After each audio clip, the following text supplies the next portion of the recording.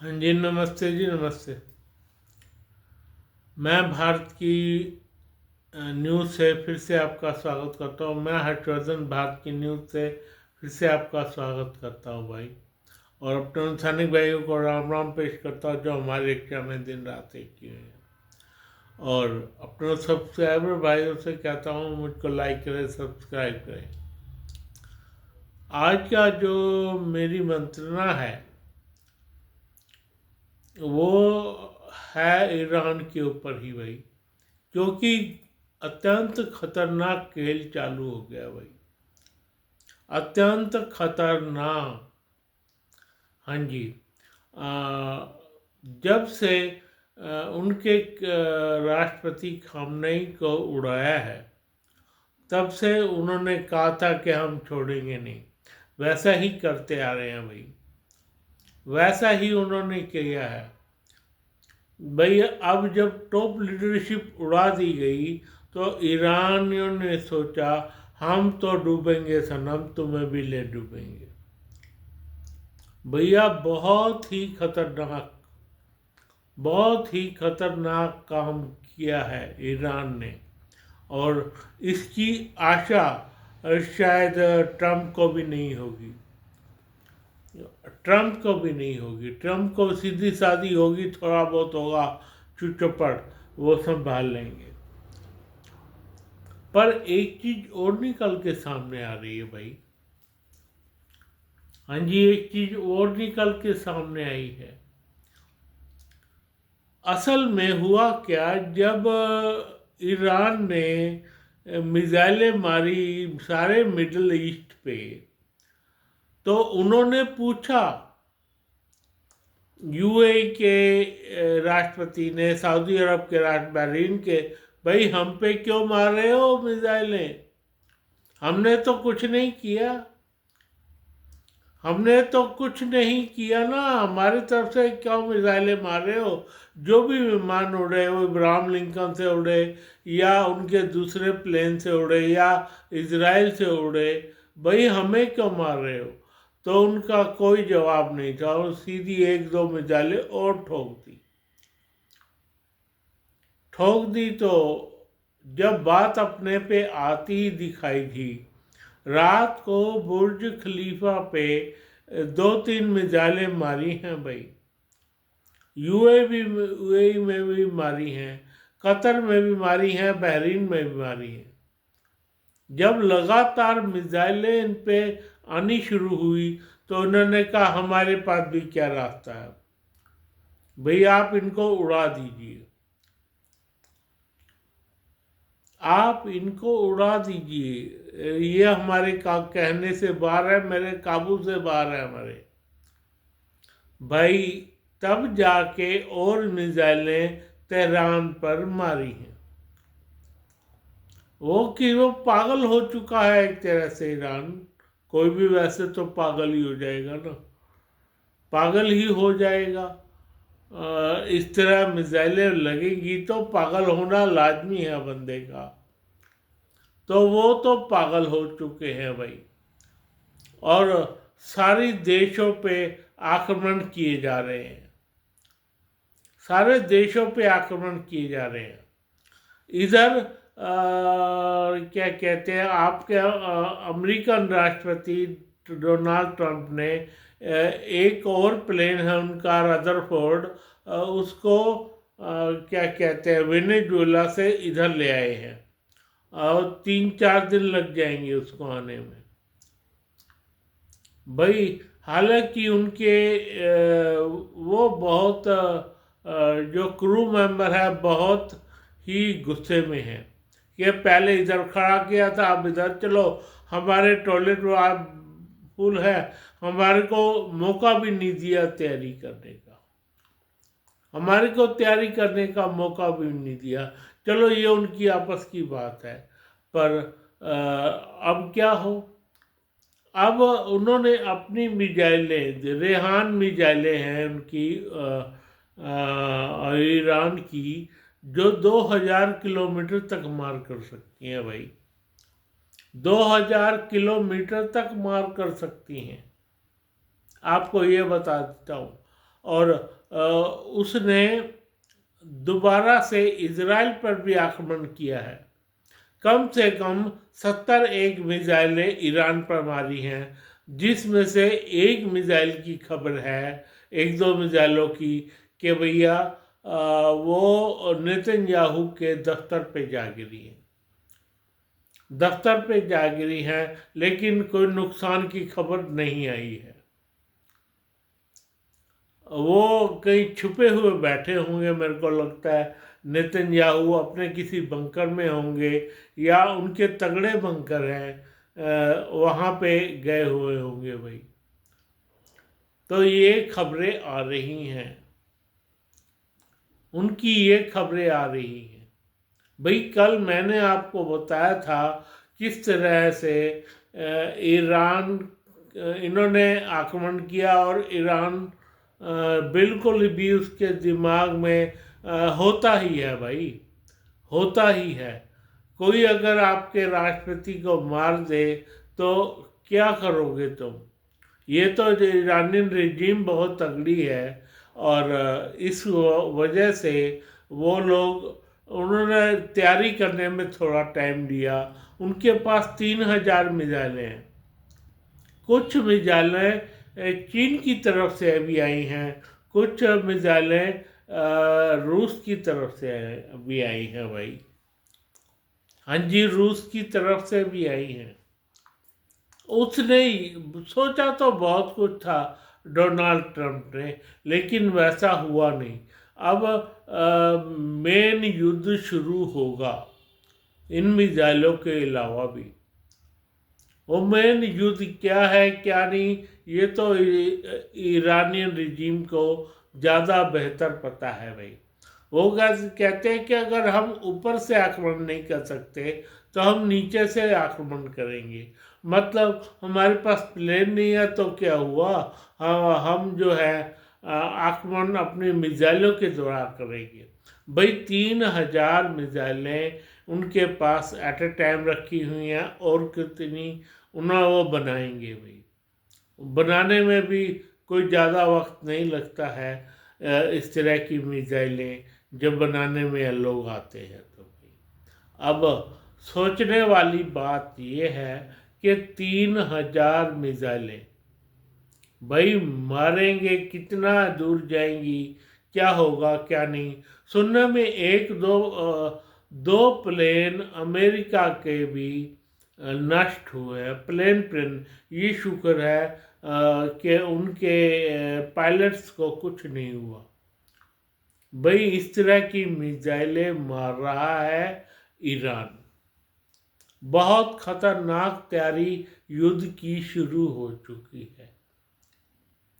ये कब रुकेगी, कैसे रुकेगी, क्यों रुकेगी, अभी तो इस बारे में कुछ नहीं कहा जा सकता। पर ईरान, डोनाल्ड ट्रंप ने मधुमक्खी के छत्ते में तो हाथ दे ही दिया, हाथ दे ही दिया भाई। उसको अपनी सारी की सारी ताकत लगानी पड़ेगी अमेरिका को भाई। अमेरिका को सारी ताकत ईरान पे लगानी पड़ेगी। किस कदर ईरान रुकेगा, उसके ऊपर और मिसाइलें मारनी पड़ेंगी। मिसाइलें भी बिल्कुल पिन ड्रॉप वाली हैं आजकल। और आजकल जहाँ पे उनकी क्या कहते हैं, पहले तोरा बोरा की पहाड़ियाँ जैसा पहाड़ियों का मंजर ईरान में भी है भाई। उसमें मिसाइलें रखी हुई होंगी, और इसका परमाणु हथियार भी होंगे। उस जगह मारनी पड़ेगी, कहाँ से आ रही है, क्यों आ रही है, इस सब को सेटअप करना ही पड़ेगा भाई, सेटअप करना ही पड़ेगा। इन्होंने एक और खेल अंदर खाते अंदर, क्योंकि चाइना चुप है और वो भी चुप है। अंदर खाते तो चुप है, ऊपर से चुप है, लेकिन अंदर खाते उसको मिसाइलें भेजे जा रहे हैं भाई, भेजे जा रहे हैं, मिसाइल भेजे जा रहे हैं। तो अब आप क्या करोगे? और इधर पाकिस्तान के ऊपर भी आक्रमण हुआ है भाई।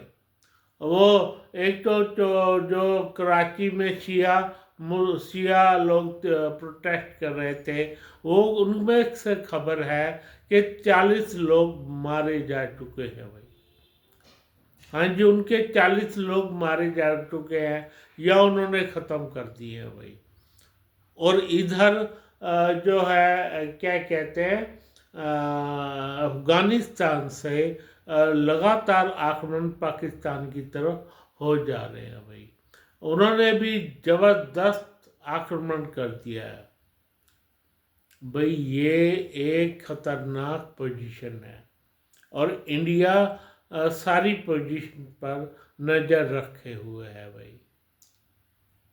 अब क्या करें, अब पता नहीं क्या होगा, ईरान का क्या होगा। ईरान तो और ये कितना नुकसान उठाएंगे इजराइल और अमेरिका, ये सोचने की बात है भाई, ये सोचने की बात है। अब उनकी नई रिजीम के विरुद्ध अब आक्रमण करेंगे। ये जो नई नई रजीम बनाई है ना ईरान ने, उस पर आक्रमण जरूर करेंगे, जरूर से जरूर होगा। नई रिजीम जो इन्होंने अब बनाई है खुमैनी के जाने के बाद, जो इन्होंने टारगेट लिया है, उन जैसे ही ये बनाते हैं उन लोगों पे ये पिन पॉइंट मिसाइलें मारेंगे भाई, या क्या कहते हैं वो जहाज़ों के जरिए इन पे आक्रमण होगा भाई। ये देखने वाली बात है। वो भी छुप गए होंगे, कहाँ छुपे हैं, कैसे छुपे हैं। अब ये सारा खेल उसका है, क्या कहते हैं वो, अंदर खाते दिए देखना पड़ेगा किसकी ज़्यादा, जो किसकी ज़्यादा होती है भाई, जो अंदर खाते से खबर उठेगी।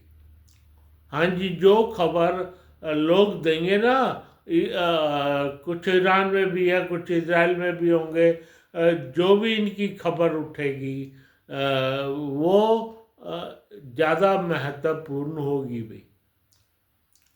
इनको उसमें तो मिल गए थे, क्या कहते हैं, लेबनान में तो मिल गए थे ऐसे आतंकवादी जो खबरें दे रहे थे। क्या कहते हैं, हुती में भी ऐसे आतंकवादी थे जो खबरें दे रहे थे। हमास में भी ऐसे थे जो खबरें दे रहे थे। अंदर से अंदर खाते ऐसी ही खबरें चाहिए होंगी इनको, क्या कहते हैं, ईरान से। इनके अपने बंदे भी हैं अंदर भाई।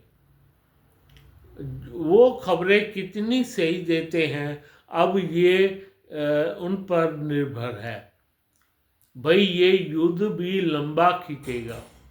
अब ये नहीं है ये लोग 4 दिन का, 5 दिन का, 6 दिन का, ये कम से कम भी महीना 2 महीने तो आराम से खींच सकता है। 2 महीने आराम से खींच सकता है, और चला जाए तो पता नहीं साल भर, 2 साल ना चल जाए जैसे रशिया का चला गया है भाई। ये देखने वाली बात होगी। पर एक बात तय है, देर सवेर भाई ईरान बिल्कुल ही बैठ जाएगा। देर सवेर ईरान बिल्कुल बैठ जाएगा और नुकसान उनको भी होगा, और क्या कहते हैं, या ट्रंप को, नेतन्याहू को भी होगा। अब देखो कितनी जल्दी ये युद्ध ख़त्म करते हैं भाई, कितनी जल्दी ये युद्ध ख़त्म करते हैं। जैसे इंडिया ने किया पाकिस्तान के, 1-2 दिन मिसाइलें मारी, जब मर गए तो बैठ गए चुपचाप। मैं ये कहता हूँ कि इंडिया को चाहिए पाकिस्तान के ऊपर फिर से एक दिन मिसाइलें मार दे तगड़े वाली, इनके ऊपर, पाकिस्तानियों के ऊपर, एक दिन, साल में एक दिन। ये नोट कर लो मेरी बात, साल में एक दिन ऐसी मिसाइलें मारे इन पे, ताकि इनके जो आतंकवादी हैं वो देखते रह जाएं, इनके सारे आतंकवादी उड़ जाएं भाई। ऐसे पिन ड्रॉप करके इन पर अटैक करें। तो मेरी बात समझ रहे हैं? अगर मेरा देख लें ये वो लोग, तो इंडियन देख लें, वो जाकर मेरी इस को मेरे व्लॉग को पहुंचा दें रिजीम तक, सेना तक। भाई सिर्फ एक दिन आक्रमण करो, ये नहीं पता ये होगा 21 दिन होगा, पर ये होने वाला है। एक दिन आक्रमण कर दो तो इतने ही पाकिस्तान बंदला जाएगा, पाकिस्तान इतना ही बंदला जाएगा। शुरू शुरू में तो 2-3 दिन ज़्यादा करना पड़ेगा, क्योंकि हमें इनका क्या कहते हैं, इनको बलूचिस्तान अलग करना है, और उधर से ये जो हमारा ये वाला इलाका है खैबर पख्तूनख्वा के साथ पीओके लेना है, क्योंकि हमें पीओके लेना है। ये 2 इलाकों पे तो करनी ही चाहिए, और शुरुआत में जो इनके आतंकवादी है वो तो मारने ही चाहिए भाई, ताकि हमारा कोई नुकसान ना हो, हमारा कोई नुकसान ना हो। ठीक है, तो मैं कल मिलूँगा। अब मैं अपनी सेना को सलाम पेश करता हूँ, और अपने सब्सक्राइब भाइयों से कहता हूँ मुझको लाइक करें, सब्सक्राइब करें। धन्यवाद, धन्यवाद, धन्यवाद।